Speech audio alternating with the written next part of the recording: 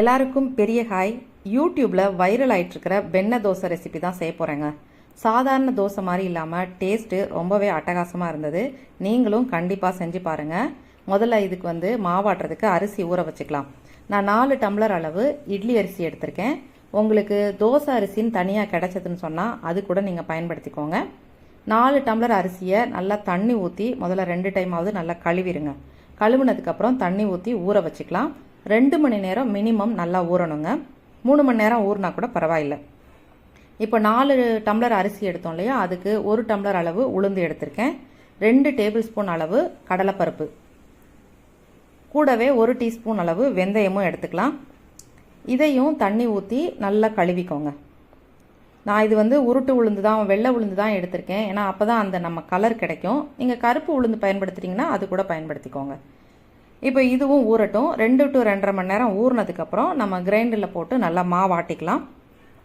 முதல்ல நான் உளுந்து போட்டு நான் ஆட்டிக்கிட்டு இருக்கேன். உளுந்த மாவு அள்ளினதுக்கப்புறம் இது ஆட்டிக்கிட்டு இருக்கும் பொழுதே ஒரே ஒரு டம்ளர் பொரி எடுத்திருக்கேன்.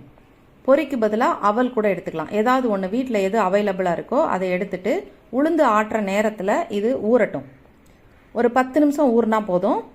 ஊறின உடனே நம்ம அரிசி போடுவோம் இல்லையா, அரிசி போடும் பொழுது இந்த பொரியையும் சேர்த்து போட்டுட்டு கூடவே தேவையான அளவு உப்பையும் சேர்த்து நல்லா நான் மாவு ஆட்டிட்டேன். மாவு ஆட்டி பாருங்கள், நல்லா புளிச்சிருச்சு. நான் கிரைண்டர்லேயே அப்படியே வச்சிருவேன். நல்லா புளிச்சிருச்சு. இதை நல்லா அப்படியே ரொம்ப கிண்டி விடாமல் லேசாக அப்படியே கலந்து விட்டுக்கலாம். கலந்து விட்டுட்டு நம்ம தோசை ஊற்ற ஆரம்பிக்கலாம். தோசைக்கு ஒரு பொடி ரெடி பண்ணணுங்க. இந்த பொடி தான் இந்த தோசைக்குரிய டாப்பே.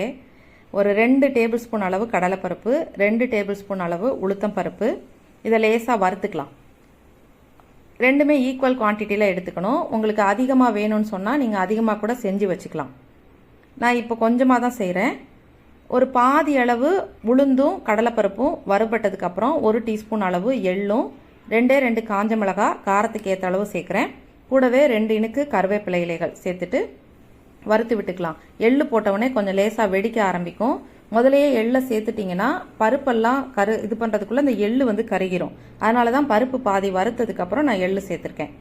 இது கூட ஒரு சின்ன துண்டு புளி சேர்த்துருக்கேன். எல்லாமே நல்லா வறுபட்டதுக்கு அப்புறமா ஒரு 1/2 டீஸ்பூன் அளவு கல்லுப்பு அதையும் சேர்த்து வறுத்துக்கலாம்.